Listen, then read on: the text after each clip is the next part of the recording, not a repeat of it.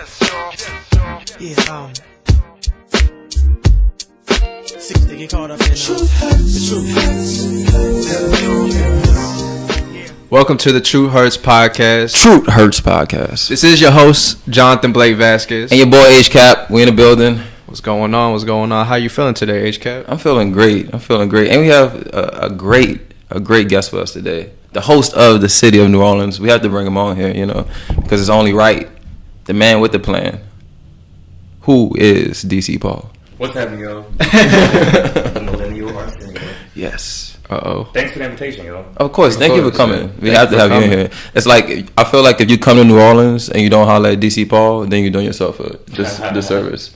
Dope. Appreciate that. Yeah, seriously though. Appreciate that. Like when people coming in town and they're like, man, what we gonna do? I'm like, you better go check out DC Paul page and see what's popping this week, because every day he has something going on. Always something, yeah. And he always know where the hoes be at. Is that true? I do know where the hoes be at. Right. Yep. So Where should they be? yeah. So who is DC Paul? Let's go start with that question there.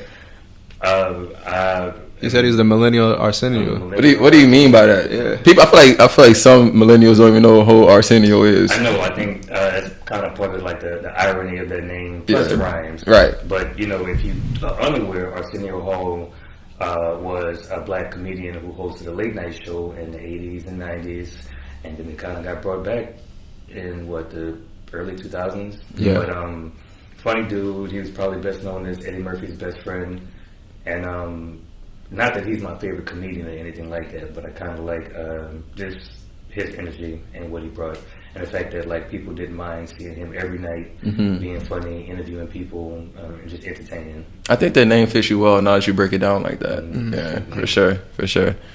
I didn't know that's who you were talking about the whole time. I didn't put two to two. I know who Arsenio Hall is, but before that, I didn't know what you meant by that.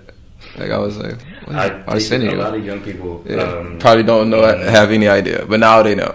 I definitely know Arsenio Hall though. Even though Stimmy from Coming to America, right? Mm-hmm. Coming to America, and that's Arsenio Hall. If you didn't know, yeah, he had Tupac on his show. Yeah. Sorry, Louis Farrakhan was one of the reasons why he got canceled. Yeah, really? That's a rumor, but I don't know if that's true. Well, I mean, how did that happen?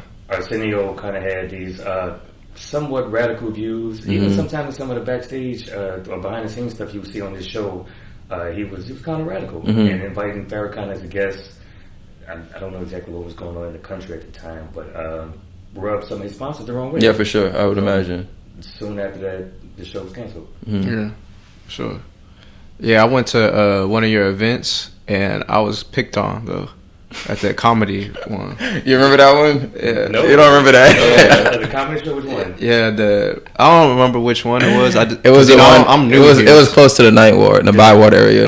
And it was the Mexican night. You remember that? Where he kept making Mexican jokes? No. I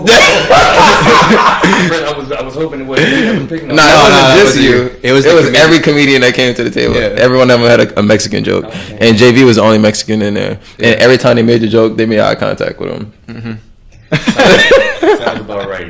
Yeah. But they made sure they made him feel welcome at home, and that's always the environment that I see you in. A welcoming, homey type of environment. With the people there. For sure. Right. Yeah, man. A lot of people. It's a bunch of New Orleans experiences depending on where you go, and some people have this impression of New Orleans people just not being friendly. You can't go out without fights and violence and whatnot.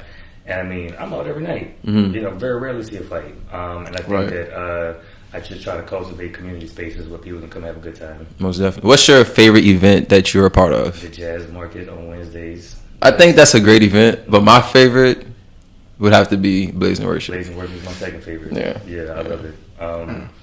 You ever been to Blazing Worship? I have. I was there last time. The last one? Yep. I used to host Blazing Worship. But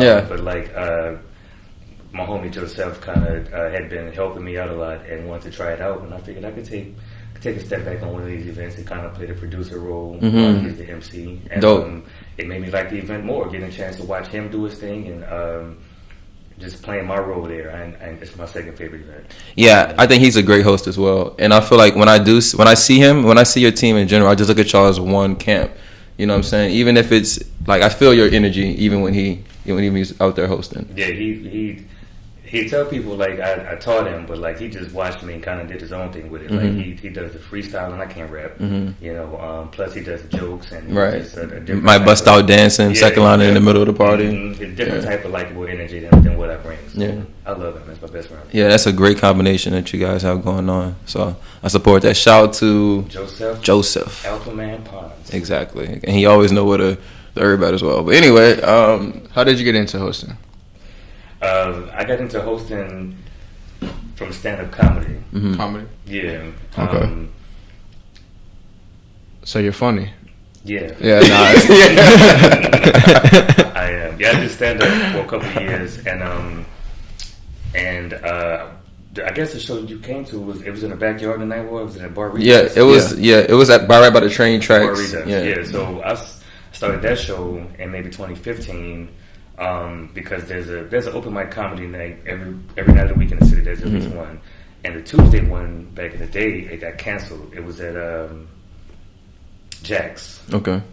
And then I had friends at Bar Redux, so like I wanted to start a comedy thing. I hadn't really hosted before, but I wanted a space to practice on Tuesdays, and I ended up having a host that one the first few months of it, and I realized I was a decent host. Yeah, so for sure. Take it outside of Bar Redux and do some other things with it. Yeah, that was before radio, before like a lot of stuff. That's dope. And now you're like a full schedule, just entrepreneur as far as hosting and doing your events, radio. So how did you get involved in that? Where was your job beforehand before you jumped full throttle into your passion? IT. I did IT for several years, all through like college. And then in 2008, I went to Afghanistan, and I worked for the Department of Defense doing IT. Oh, shit. And then I was in Kuwait working for NATO and just different. Hated it. Hated it. What did you hate about it? I was a performer before I got into that. Gotcha. And, especially being away from the country, I was watching on social media from afar. It's all of my performer friends are like making these moves and things like that. And I didn't have no outlet to do anything. I was writing poetry. I was doing acting. I didn't have any outlet for that. So the job was never a passion of mine. It was just good money. And even when I moved back to the country, all these IT jobs, it was easier to do IT and then perform at night. I did that up until 2016, where like the nighttime performing got to be too much. Gotcha. And what was the change? What was the changing point for you at that time? So around the time when Alton Sterling died, there was this big event in the city, like a big fundraiser, and also they were filming Girls Trip in New Orleans, and so one Thursday night I got to open up for Tiffany Haddish before anybody knew who she was. That's dope. This was when she was still filming it, so like she wasn't big Tiffany Haddish. Right. It was like this free show at the Hollywood, and the host called me, was like, "Hey, there's this girl in town. She's super funny. She's gonna blow up. I want you to go right before her," which is a big thing. Yeah, for sure. So like I did that, and then the Alton Sterling event was the very next night, and I made it to work all those mornings late, just because people at my job knew what I was doing at night, but I just couldn't make it to work on time. So like after the weekend was over, my boss called me that morning.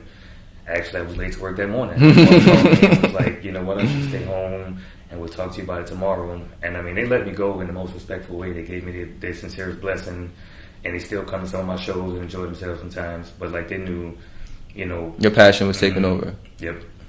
Yeah, that's dope, man. We're all about chasing your passion here and aligning yourself with that, and making. Don't get fired though. Don't get fired. Don't get fired. But did you technically get fired? They let me go. Yeah. Is that being fired? Yeah. Did you get a package or anything? Nah. I got a blessing in the hand. Yeah. A blessing in the handshake. So the day after that, were you like worried, like, man, how am I gonna make money? What am I gonna do?